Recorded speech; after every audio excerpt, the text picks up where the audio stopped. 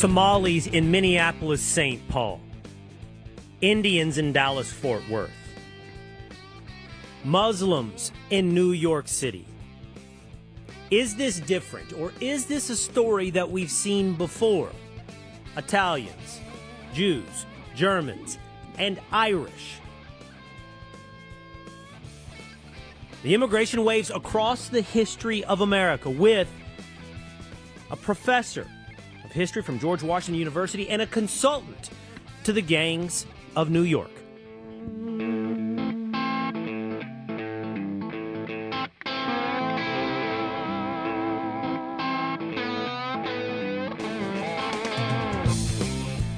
It is Will Cain Country at the Will Cain Country YouTube channel, the Will Cain Facebook page, always available for you to follow at Spotify or on Apple.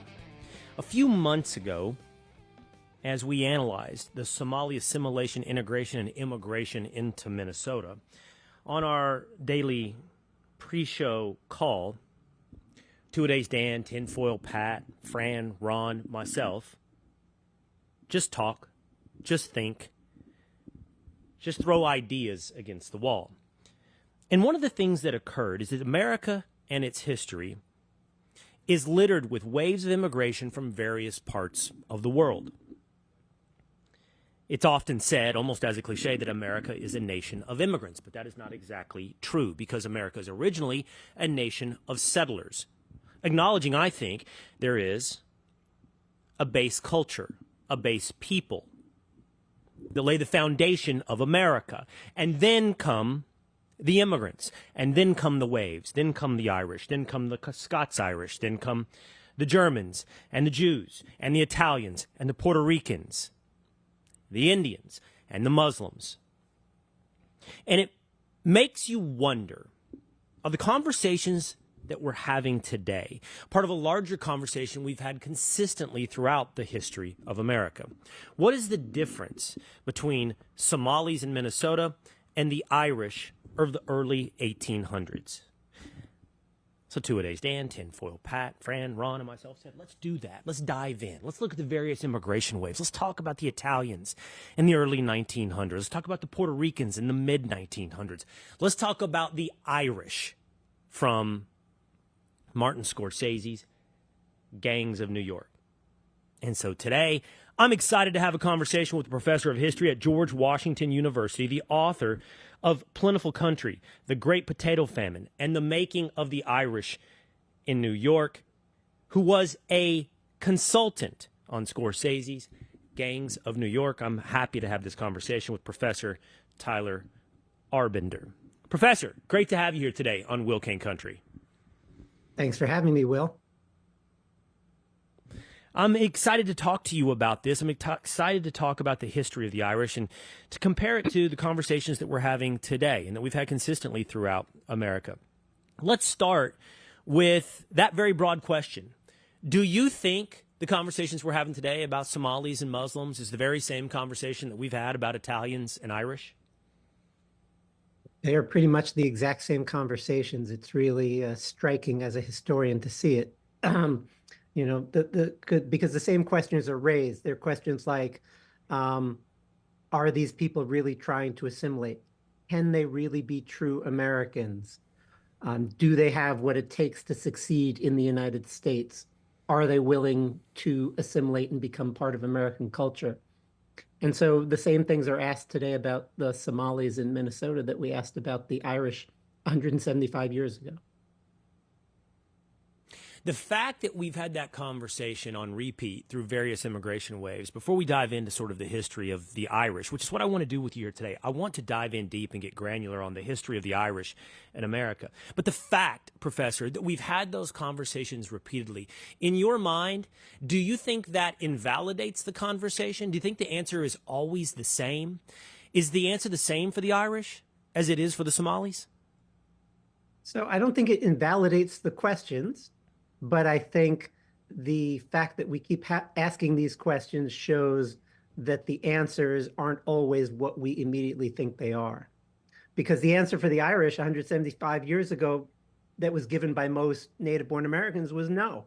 The Irish can't possibly become good Americans. They're too Catholic, right? So America 175 years ago, overwhelmingly Protestant. And Protestants and Catholics didn't see eye to eye on anything back then.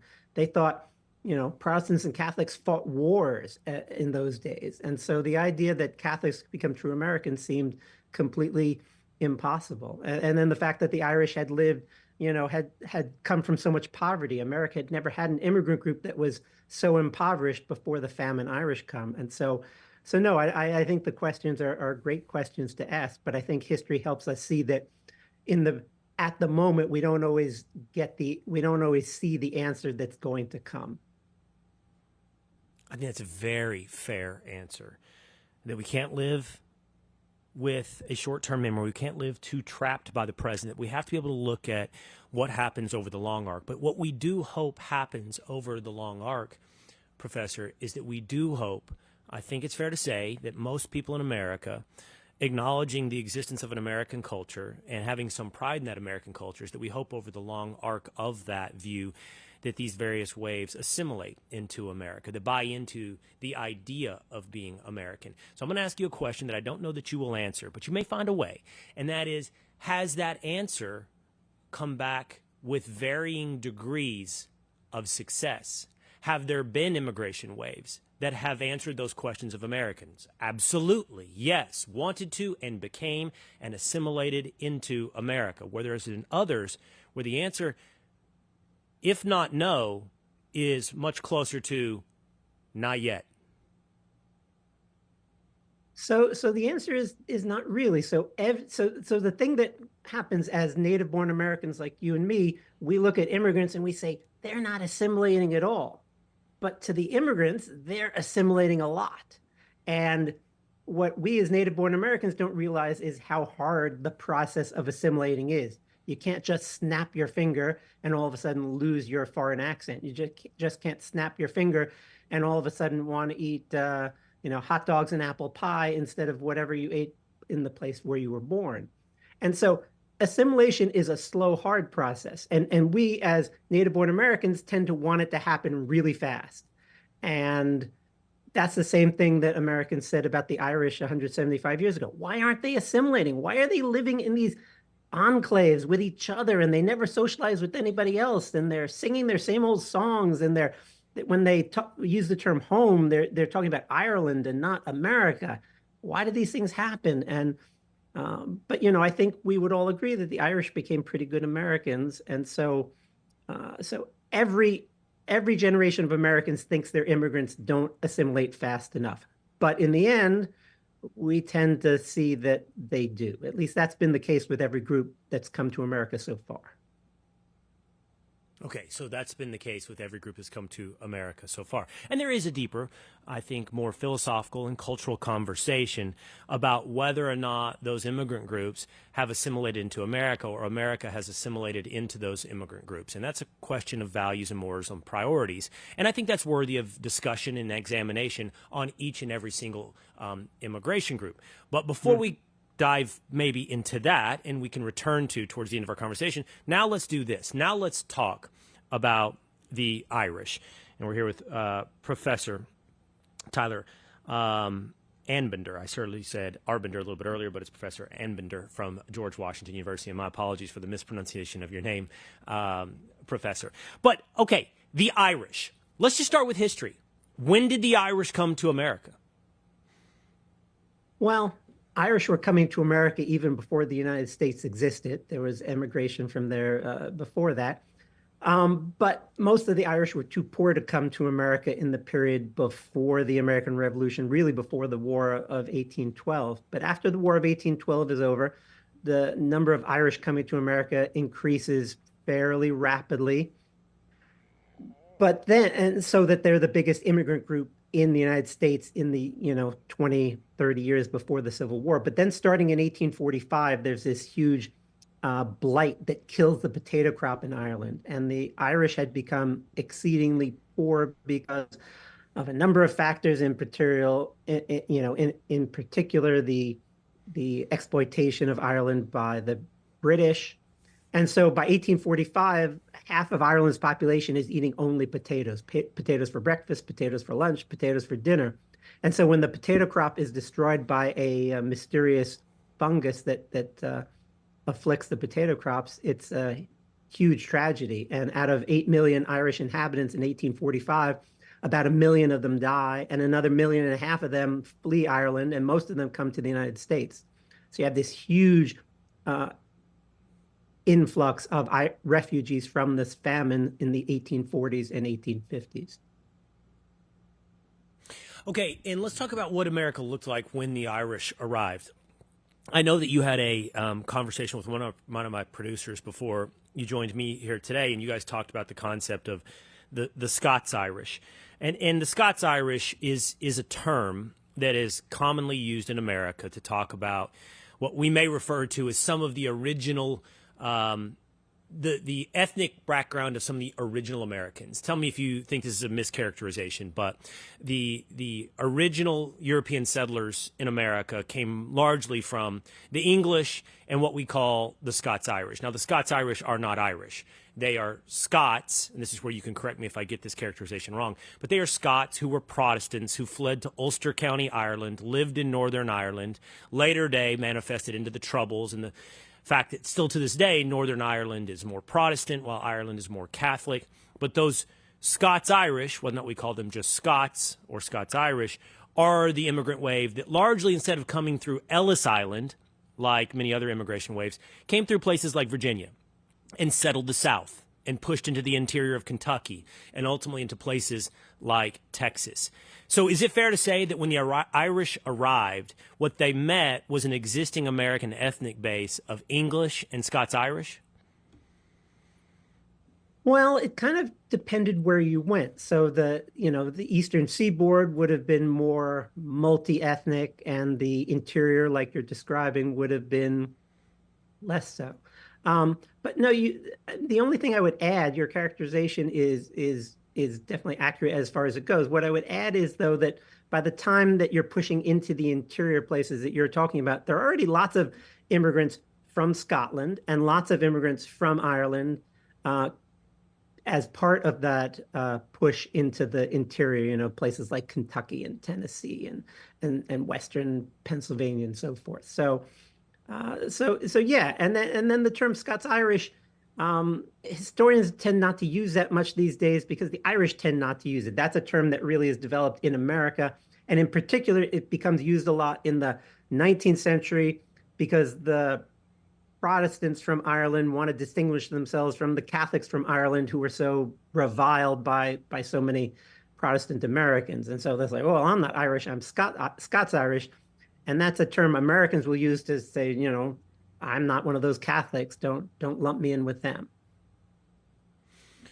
But there was a difference between what we call the Scots-Irish and the Irish, and it wasn't just their ethnic divide, right? I mean, the Scots-Irish were actually, others call them the Ulster-Irish or the Ulster Scots. They were from Scotland, were they not? They were not Irish. They were Scots who got pushed out of Scotland or recruited to go to Northern Ireland to bring Protestantism. And they came in a separate wave, did they not, from the rest of the Irish? Well, so there it's a question of definition. So if a Scotsman goes from Scotland to Ireland in the early 1600s, and then their great-grandkid comes to America, the question is, what do you call them? Do you call them Irish or do you call them Scots-Irish? So, right. So that's the question is by the time those people are coming to America, may I answer that? Sure. May I answer that or try to address that? Isn't that a question kind of in what we're getting at in some of these large, isn't that a question of culture? Were they Scot in culture or were they Irish in culture? They were Protestants and not Catholics. So I asked that to you. Isn't that a definition based upon, yes, in some ways ethnic, but in many ways cultural? Right. And that culture is made up of things like religion, which are pointing to, which is definitely going to be a divide between the Protestant Irish and the Catholic Irish. But then, those Scots who go to Ireland and live there 150 years are going to pick up a lot of Irish culture before they then come to America. So the answer is we're both right in a sense. It's just very complicated. Right. Right. But back to the question, whatever we call them, those Northern Irish, those Scots Irish, those Ulster County Irish, they did come, I believe, in a different wave than the Irish that we're talking about writ larger.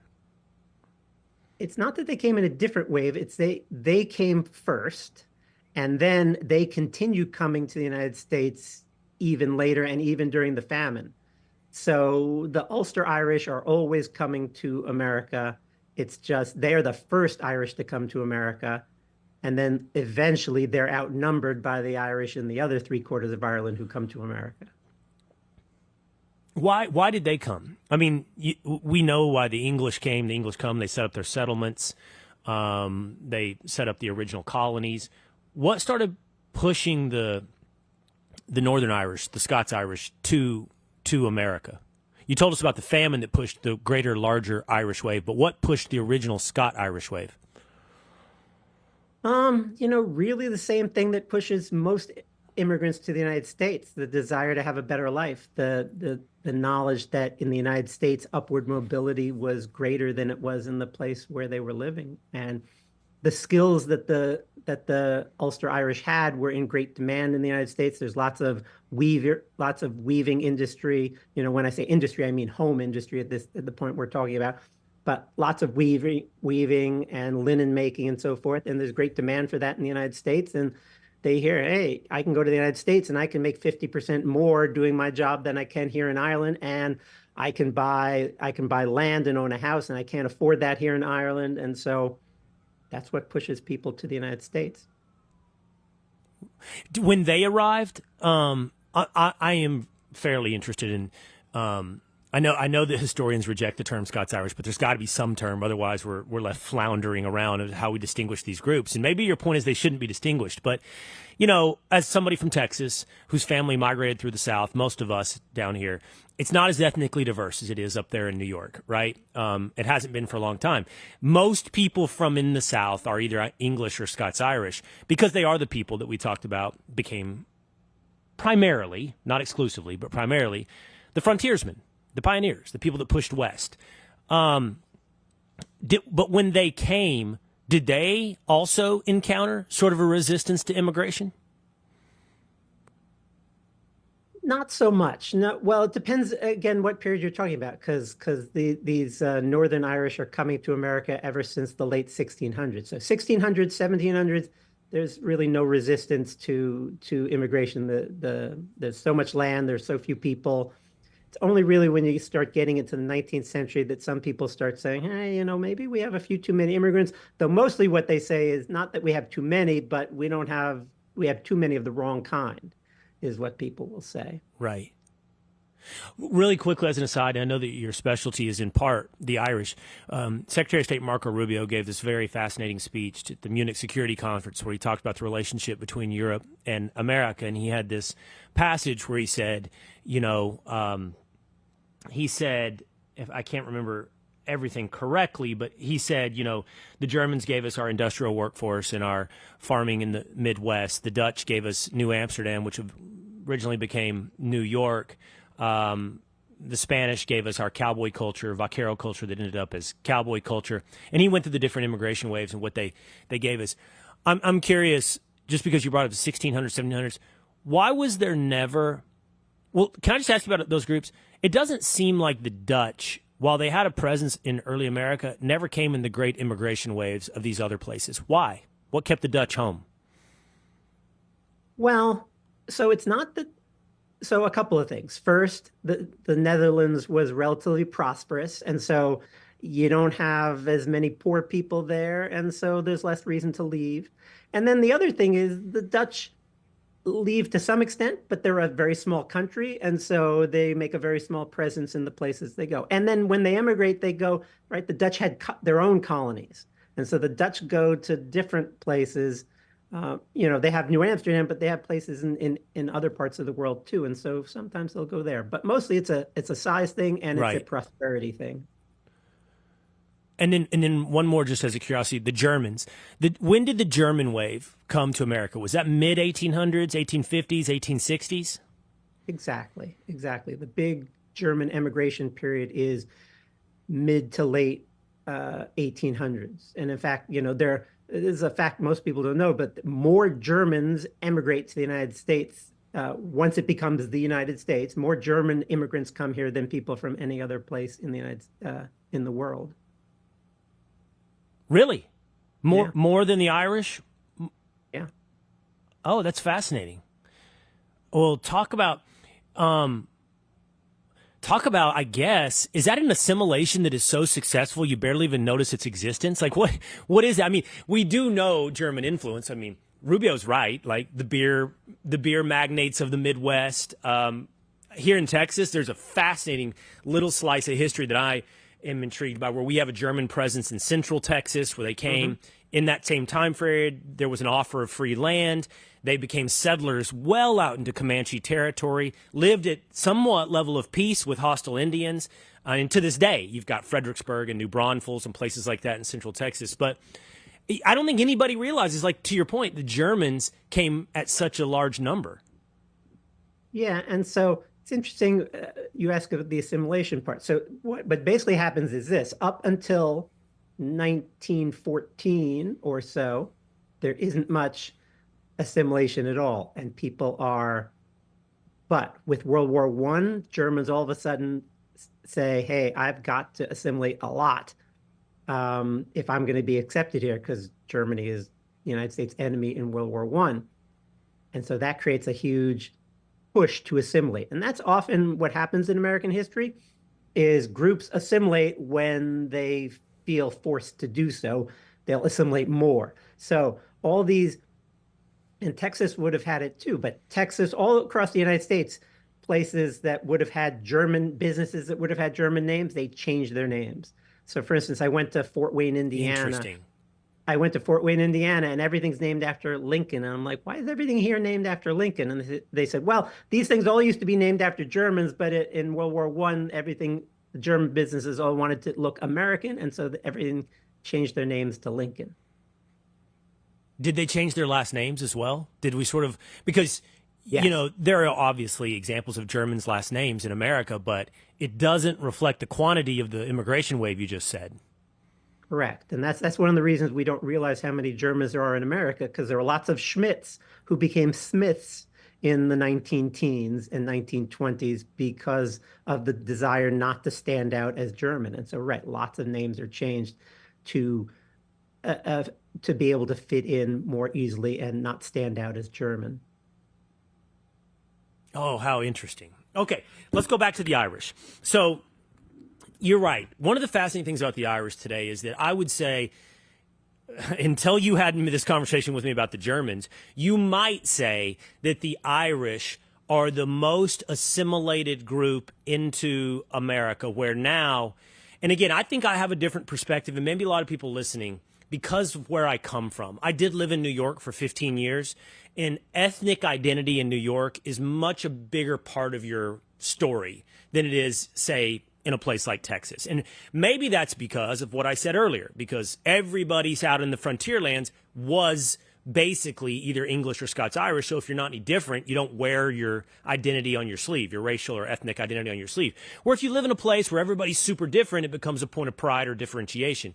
But I live in New York, and now, like, oh yeah, I'm Irish. I'm like, wow, everybody's Irish. But they're obviously Irish in their pride, maybe Irish in their last name, but not Irish in many other ways as distinguishable from American. So that kind of depends on how you look at things. So, right, if you look at maybe the food people are eating, or even the alcohol they're drinking, or the kinds of, even in culture in terms of movies you watch, or plays you go to, sports you attend. There's lots of ways in which ethnic culture is present, but not necessarily out there for everyone to see. And so I think that there's ways in which ethnic groups kind of maintain those parts of their original culture without necessarily letting everybody see it. Yeah, but speaking specifically of the Irish, I'm just thinking if I go to, I mean, the city that is most synonymous with Irish to me is Boston. I mean, New York has a big Irish presence as well. Like, if I meet an O'Hara in Boston, yeah, you may drink Guinness. And what do you drink if you're Catholic? You don't drink. You drink. Is it Bush? What are the two whiskey? Jameson's if you're Catholic, and Bushmills if you're Protestant. I don't know. Maybe he makes a choice on which whiskey he drinks, but he's watching football just like I'm watching football. Mm-hmm. Yep, that is absolutely true. Right. So yeah, that is, yeah, there's no argument with that. And that's the thing that right. It's what I would say is this, it's not that you're not both watching football, it's that other little thing you might do that, that an Irish family might have some tradition that carries down from their Irish roots in terms of a food that you might cook on a special holiday or a church service you attend or and so forth. So there's parts of it that are still there. But yes, you're right. Okay, so And the other factor, of course, is the longer you're in the United States, the more those traits from abroad fade away. And so since the Irish have been here a yes, long time, those things have faded away more than they fade away. So, my grandfather was an immigrant. even for So Italians. even for Yeah, Italians. it's faded away more than it has for Italians, which their wave comes in what, the early 1900s? Absolutely. Yeah, that's exactly right. So the more you are removed from the old country, the less of those traditions you're gonna perhaps carry on. Okay, so the Irish come over, as you mentioned, 1820s, 30s, 40s, 50s, potato famine. We get this great wave of Irish coming to America. I guess the best piece of fiction is the ones you consulted on, or it's not fiction. I think it's based on real stories, but the gangs of New York. So I guess that's a pretty good illustration of the America they were received into. So tell me about what it was like for an Irish. I mean, tell me about the prejudice. Tell me about the worries about this big wave of Irish at the time in America. Well, where to start? There's a lot in there. So the Irish come during the potato famine in the 1840s and 50s, and it's just an unprecedented, huge influx of immigrants. So, you might, when you lived in New York, you might have felt like, oh, there are a lot of immigrants in New York. And New York, when you lived there, was probably about 1/3 foreign born, like it is today. But by the time the Irish potato famine finishes, it's almost 55% foreign born in New York, and some places in America even more so. So if you think there are a lot of immigrants in America now, after the potato famine wave of refugees, it was much greater. And then Germans are coming at the same time, and we hardly notice them because there's so many Irish coming.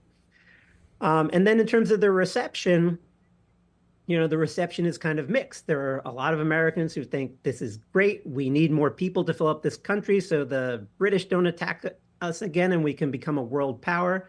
On the other hand, there are other people who say these immigrants, they want too much. They're trying to change our schools. They're trying to change our culture. We don't want them to have so much political power, in particular, was something that a lot of native-born Americans thought. And so you have the biggest, most successful anti-immigrant political movement in all of American history, the Know Nothing Party, which crops up in the 1850s in response to that Irish immigration. And so you get, and then there's quite a bit of prejudice, newspaper ads that say no Irish need apply. These are for jobs for domestic service and things like that. So there's quite a bit of prejudice that the Irish face, and they're very resentful of that. What were these Irish like, by the way? You mentioned several times that the groups that came to America, and this is why the Dutch didn't come, were poor, and the Dutch weren't as poor. So the people that are coming over, what are they? They're poor? Is it families? Is it single men? Is it uneducated? Are they interested in work? Like, what is that initial wave of Irish? Sure. So what I should clarify, though, is when I talked about the Dutch, it's not that most immigrants were poor and the Dutch were not. It's that because in those days, it cost a lot of money to come to America. And and the trip took months, right, on a sailing ship. So you couldn't be poor and be an immigrant. You had to be more middle class. So the people who are coming to America from Northern Oh, Ireland, those are people who are middle class, who say, I have a decent living here, but I could have a much better living in America. So what's new about the Famine Irish is they're the first group that comes that is really that has lots of dirt poor people among them because they're fleeing famine. And so they're getting on ships. In those days, you got on the ship would take 5 weeks to get to America. You had to bring your own food. But a lot of the Irish get on with no food because, they're that desperate. So the people who are coming to America from Ireland are the poorest people ever to land in the United States. They're not all poor, but a lot of them are.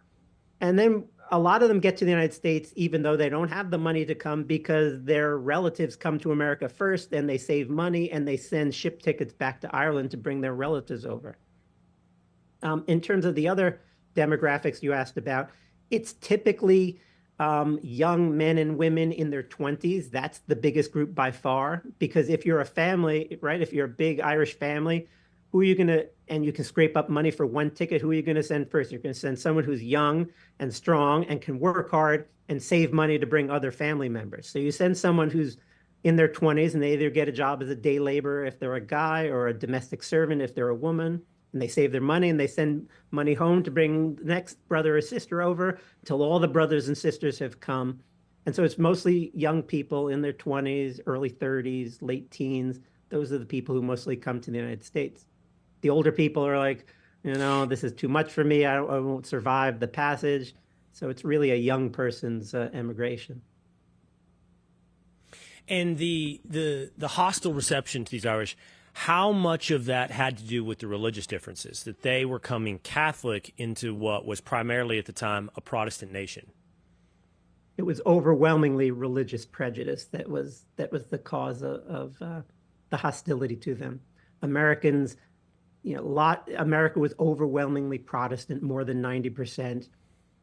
And lots of Americans believed that Protestantism defined America, not Christianity, Protestantism specifically, and that Catholics could not make good Americans, that Catholics would only do what their priest told them, that Catholics could lie and not feel any guilt because they could confess their sin to their priest. And so they believed that these Americans believed that Catholics could not make good American citizens, that it was impossible for them to be good citizens, and the country would be ruined with immigrants who were Catholics.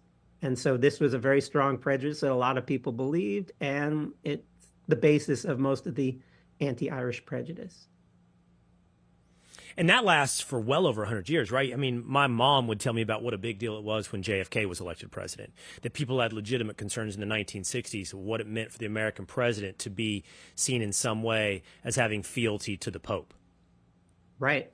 Up until absolutely, that there was still a very strong belief that Catholics couldn't be independent of the Pope. We didn't mention, by the way, Cain, very, very good Irish name, very, very common Irish name. Is it? I appreciate you. Absolutely. I appreciate you bringing that up. My it's actually one of those books things. are I'm full- not giving my DNA. To the internet, Professor. Not God asking. forbid some cousin of mine abscond with an 84-year-old woman in Arizona. My DNA in 23andMe is going to get him caught. That's clearly the case of what's going on. I joke, There are many Cains in my books about Irish America. Is that I've looked that up. Is that an Irish name? Is it a Scots Irish name? Is it an English name? And the research I have seen Cain come back as Irish, but I feel like it could be any of those three. It's a very Irish name. Okay, I'm very Irish. Wow. Well, the name is very all of a Irish. sudden for the Irish in this conversation. Right. So okay. But let's talk about how the Irish escape this situation of second-class citizen. And you've already offered us the answer, at least in part, of time, and time adds to assimilation. Assimilation, you become part of the greater American story and the greater American opportunity. But I think there were also some other mechanical things that actually still exist to this day. Again, I say things, you correct me where I'm wrong, but the Tammany Hall political machine, the voting bloc of the Irish, the municipal jobs that followed, and to this day, in the NYPD, I think there really is a strong contingent, and the fire department, and in New Jersey and so forth, of Irish. There's a lot of Irish that are in those jobs. Absolutely. So you've raised a lot there. Let's see where to start. So in terms of how the Irish kind of improve their status in America, I mean, the first thing is simply hard work, right? They work incredibly hard. The other thing that's really important is that the Irish immigrants, like all immigrants, are very entrepreneurial. They start small businesses at way above the rate of native-born Americans. That's the case for all immigrant groups throughout American history, and it's especially the case for the Irish. So what the Irish do, they come to America, they start out with these very menial jobs, day labor, scrubbing floors and taking care of children and cooking meals in someone's house. But then they start businesses, right? They save up some money from those jobs. They save enough to start a business, and they become a grocer. They become a saloon keeper. They become all sorts of things. I have one of the Cains in my book becomes a real estate developer. Now he gambles away his money, so that was a bad thing for that Cain. But so all sorts of things that the Irish do. They start businesses, and entrepreneurship is the way to wealth in America. It was 175 years ago. It probably is today, right? That's a salary is one thing, but you come up with a good product and you have a good way to sell it, and you can make a lot of money. And that's what the Irish do. And so they become business owners, and in that way, they make more money. Then they take the profits from those businesses. They buy real estate. They send their kids to college, and they kind of help write the American dream. And then, well, what about the other part of what I said? Tammany Hall, municipal jobs, cops, firemen. Exactly. So that's part of it. And but it's a complicated story because so we associate the Irish with Tammany Hall. But the interesting thing is, at first, the people who run Tammany Hall, they say to the Irish, well, we want your votes, but we're not giving you any power, right? You come vote for us, and we'll make sure, you can have some jobs in the police force, later in the fire department. And those jobs are good, but those jobs are tiny, right? You've got maybe 1,000 policemen, and you've got hundreds of thousands of Irish immigrants in New York. And so the police are a well-known route, and these other civil service jobs are a well-known, foothold out of poverty. But those are well-known, but not really typical. But yeah, those are great jobs. And I talk a lot about those in my books Right. because, a policeman earns not only a good salary, but it's a very steady one. You're not going to get laid off, and you're going to have a lot of, and you're never going to be out of work because of bad weather. Okay. I just realized I could go on talking to you about this probably for 2 hours, that you have a class to teach. You're going to have to go in about 7-10 minutes or so. So let me just hit a couple of things for you. The thing you told me about the Germans is fascinating. Do you find in assimilation with these various waves that it's a gradual process, or are there these great leaps in assimilation? And I even think about the Irish in this respect. One of the books that I really loved reading was The Westies. It's about the Irish gangs of Sure. Hell's Kitchen, the west side of New York. And as recently as the 1970s and 80s, that was an identifiable ethnic gang, an Irish gang. And that doesn't exist in New York today. So over the last 30, 40 years, that kind of has gone away. And I'm just wondering, the assimilation process, is it gradual, or are these big seminal moments like with the Germans that force assimilation? So in, 95% of the cases, it's going to be gradual. It's going to be the kind of thing you see with Italians living in little Italies, where, you have Italian immigrants when they come to a place like New York who can live their whole adult lives and never speak anything but Italian. And so for most groups, the Irish, the Italians, Eastern European Jews, assimilation is gradual. The two differences are, first, children. So if a child immigrates and they go to school, that assimilation is really fast because school accelerates the assimilation process a great deal. And then the other example you tend to get of fast assimilation, which is, again, very much exceptional, is these national events that somehow push things much faster. So World War I, pushing the Germans to assimilate all of a sudden really fast. Whereas before, Germans had sent their Right. kids to German language schools and so forth to try to resist assimilate, not resist, but to slow it, to keep their ethnicity. But then with World War I, they said, no, we can't do that anymore. We got to prove we're American and undo those trappings of our birthplace. So mostly slow, but every once in a while faster, with children in particular. Okay. My last two questions for you. So we've talked about the Irish. We've seen the history of the Irish. We've touched on the Germans. We touched on the Italians. After the Italians come, I believe, if I'm doing this chronologically, the Eastern European Jews in roughly the same time period as the Italians in that early 1900s, late 1800s. Then you got the Puerto Ricans, which come in the 1930s and 40s. Among those groups, do you see the same story playing out, or is there differences in their ability and rate of assimilation?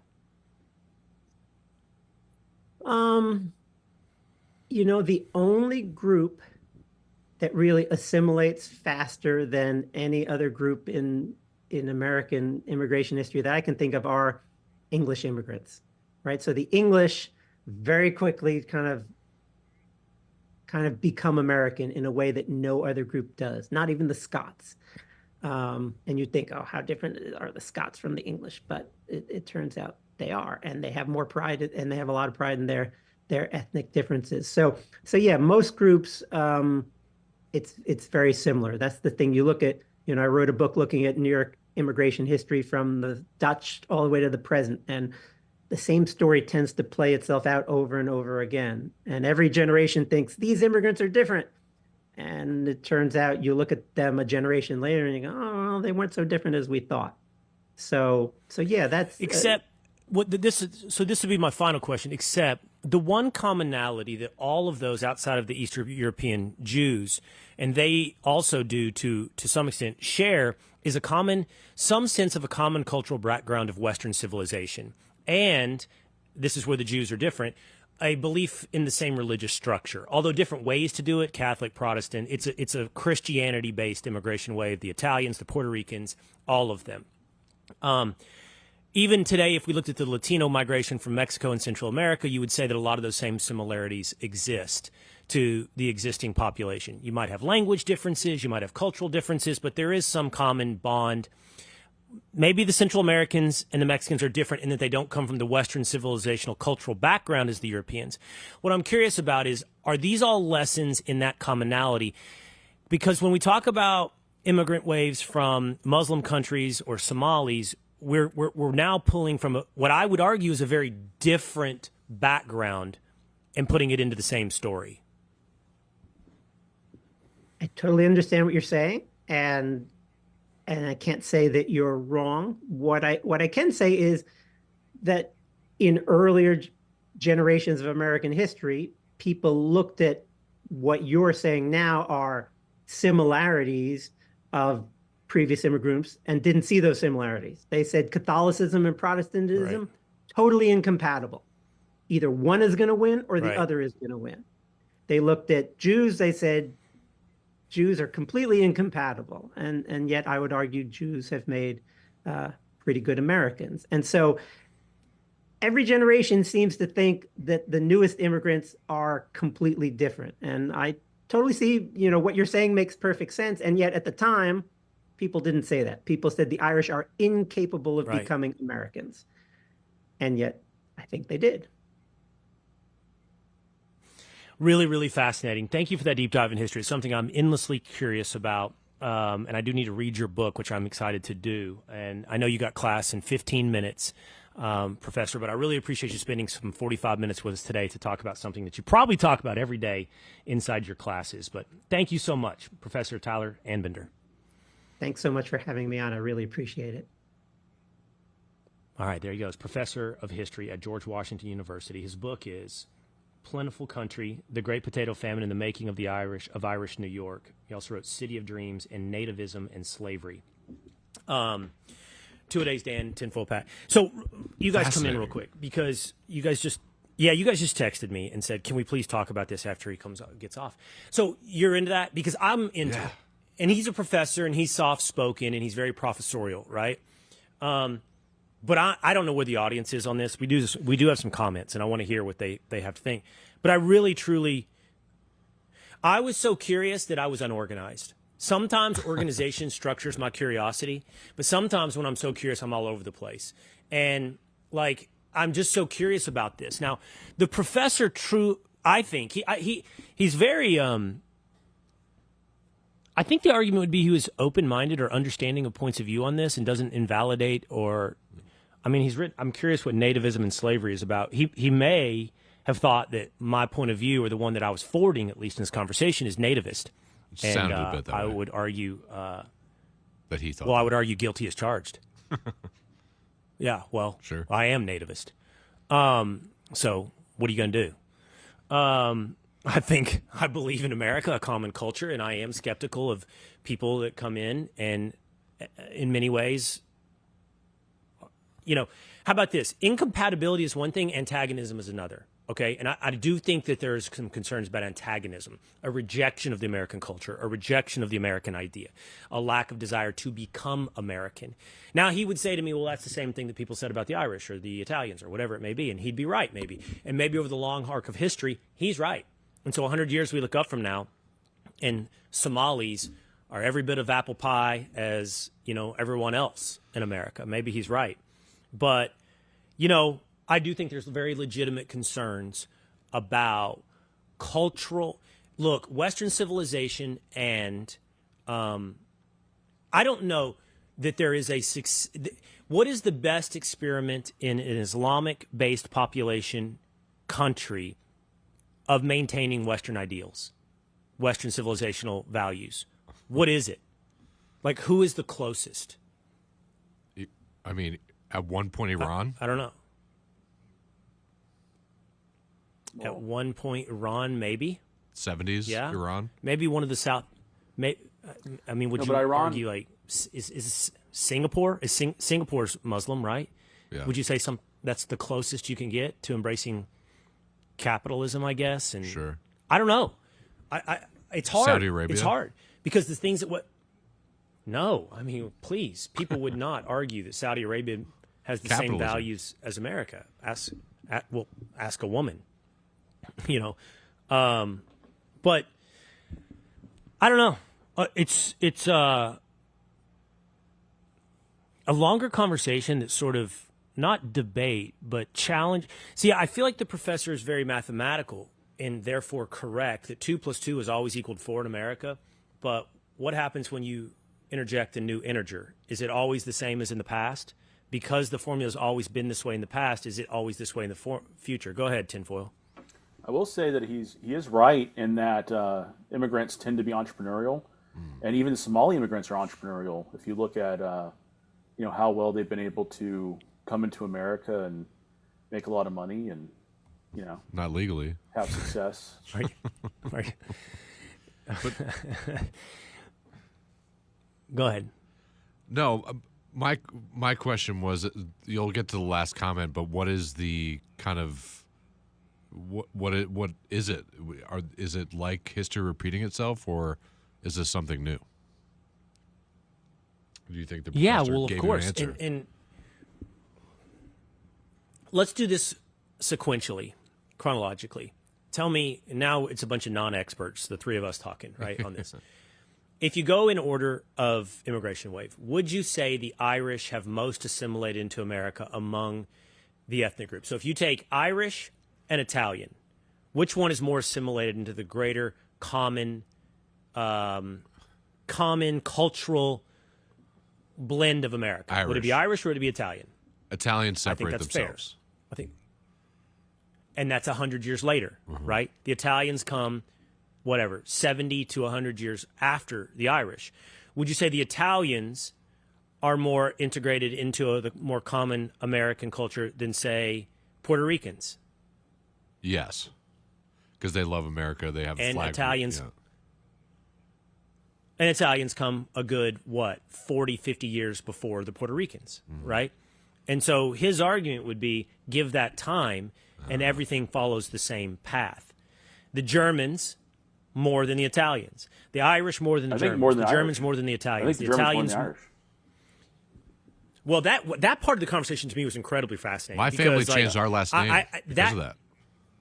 Yeah, that's an assimilation that is so complete and total that you don't even know it existed. Yeah. You know what I mean? Like changing your last name and dropping the business and the language because of those wars. That's fascinating. I mean, here, let's head over to Facebook. Esoj Alvarez says, good dialogue, but I think Islam is where the so-called assimilation takes a real turn for the worse. And Patrick, I said this, by the way, on the Italian front, Ray Touchstone says, they didn't speak Italian on Everyone Loves Raymond. They assimilated. I thought that was so funny. Yeah. What was I going to say? I forgot what I was going to say about what the professor said. The religion and assimilation? Yeah. I mean, having this conversation really opened my eyes. The point that same. But the point that he made about the Protestants thought the Catholics was a zero-sum game. One was right, one was wrong, and they could not coexist. And you're saying the same thing essentially about Christians and Muslims. Kind of that's what he was saying, right? Here's where the logic fails on that for me. You're right about what people said, but what people say is not necessarily a reflection of objective truth. There is an objective truth that exists beyond what people say or how they perceive their world. So the people at the time that believed Catholicism and Protestantism could not coexist were wrong. The truth was it could, right? So the people today that are concerned about whether or not Islam and the West can coexist aren't necessarily wrong. They're not necessarily right. There is a truth that will play itself out. And what we all have to say about it is wholly separate from what that truth is. And the way that we can get to that truth is to look at the experiments that I'm talking about. You see what I'm saying? Is to look at Islam's ability. Like, if you'd have looked back, the Catholics weren't having trouble. I think this is historically accurate, accepting the values of Western tradition. They were a part of Western tradition. So even though the people at the time thought, oh, this is going to be a problem, what we now can see in retrospect is, no, the Catholics were adherents to Western civilization, proponents of Western civilization. Hell, they helped create Western civilization, right? So it wasn't going to be as hard as the people at the time thought it. But Islam is a whole different calculus.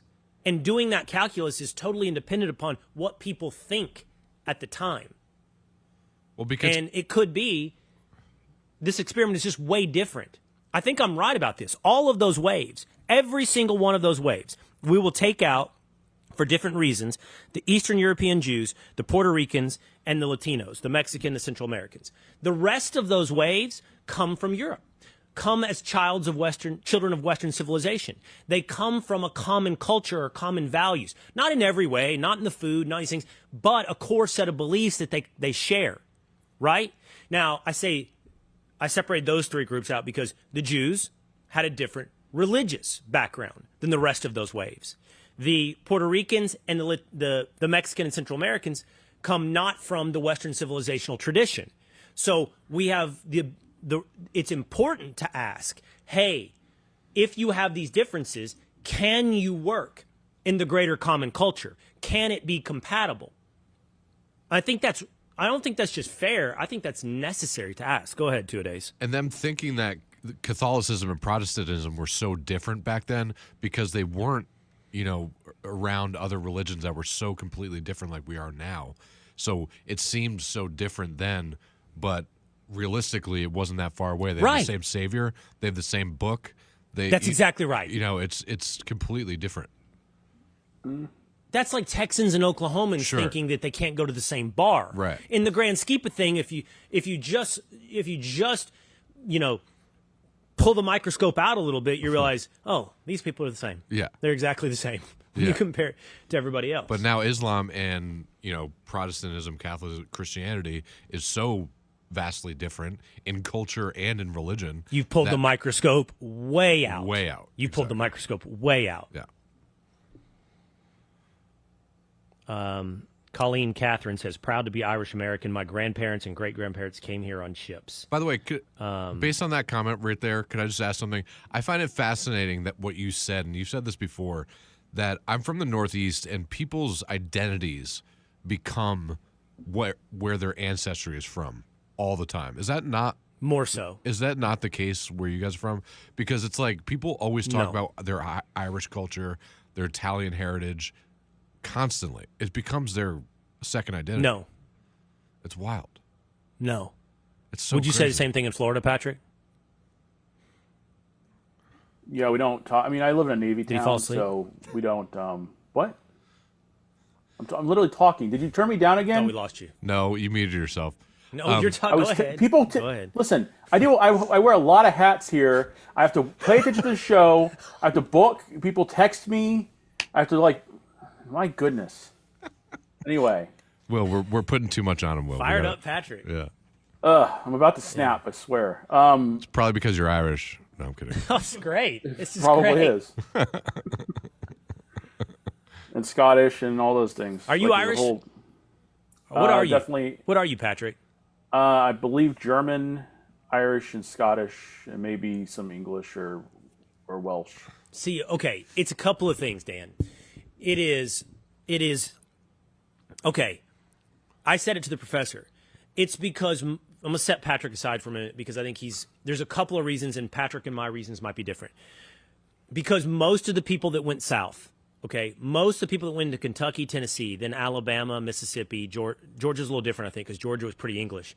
And then on into Texas and pushed west, they were Scots-Irish. So if you're all the same, you stop talking about what you are. Sure. You see what I mean? Like, you're kind of... We're more of a melting pot where I am. The second is, all of us, like he said, I'm Irish. He told me that. Or he said Cain is Irish. At some point, we become such an amalgamation of things that it no longer...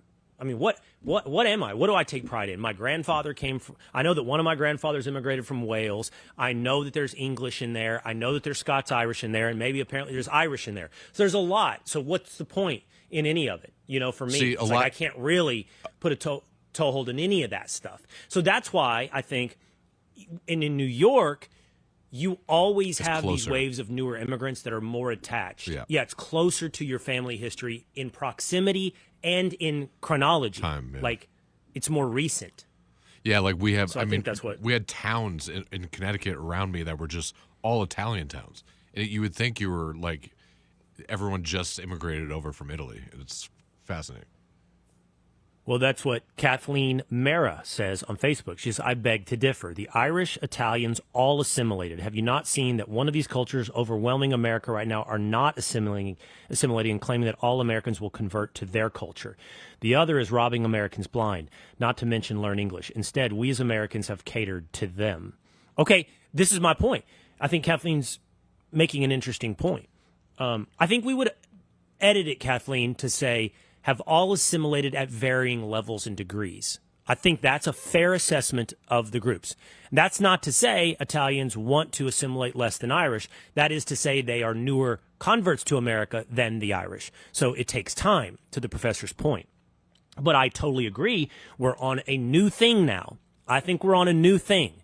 From a new background, a new set of values, and new rhetoric about not assimilating to America. Like, that is, now maybe those people said that at the time. Maybe the Irish and the Italians of their time period said, we're not going to. Sure. We're not going to assimilate. The Italians hate the Irish? America. No, that's not the question. The question is, did the Irish hate the Italians? Sure, right. Other way around. Right. Interesting. Right. That's really interesting. How was it in Goodfellas? Yeah. Good point. Well, Weren't the Irish the cops in all the Italian mob movies? Well, you watch The Irishman. And like in The Godfather? The Irishman, about, what's his name? They made fun of him for being Irish, not Italian. Yeah. Mario Baca says, racist Americans hated Irish. Now those same racist hate Somalians. Shots fired. I just think when you start throwing racist, I just don't think you're contributing constructively or interestingly to the conversation. I really don't. Like, I'm with Mario here. I feel when like did I the feel like American you would have been when did the persecuting American me and Dan. Okay, you would have been like these Dean Catholics. Well, I would have. need to go back. I Yeah. would have. I didn't know I was a I would've. marginalized. I didn't know I was a marginalized group at being a Catholic. I had no idea. I've never been marginalized in my life. I had no idea. You're damn right I would have, Patrick. And I'm still not so sure that you are a good American. He likes. I'll the be Pope honest in- with you. I don't even like Catholics. He now. likes the Pope in And- Rome. And I'm pretty sure that Dan is not. Okay? I'm ready to deport Dan's ass real fast. Hey, I was born here. Monterey says, truth this is over on YouTube now, has to be extracted from the past for us to learn, while Roger Mellon says, no, the difference is when they don't even try, and it's people like you that are the problem. Who? Who's People you? that don't Who's try. the problem here? Oh. And then finally, one more. Vic G2260 says, what the professor is telling us then is that the same is going on today, or have we changed? He's asking for. Oh, and that is what I brought up to the professor. The professor acknowledged this, and we didn't run out of time to talk about this. Do they assimilate to America, or does America assimilate to them? And I'm not talking about whether or not the spaghetti is an American food now. Do you see what I'm talking about? I'm not talking about that. America's willing to adopt It's an addition. some things from, yes, but this is the concern over cultures that are antagonistic to the, and it isn't even just America. It is antagonistic to Western civilization. That's the larger point to be made. Like, antagonism to Western civilization suggests an inability to assimilate, and one of two things happens. You know, the hopeful message that over the long arc they become assimilated Americans, or the more pessimistic one that America assimilates to them and at some point it ceases to be the thing that we know of as America. Now, that I think was a pretty fascinating conversation with the professor. I hope you enjoyed it. We'll find out. We'll look at the numbers. We'll see if you like that. Because you know what we should do next? We should do the Italians. Yeah. Maybe next time Gabagool. on Will King Country. We'll see you then.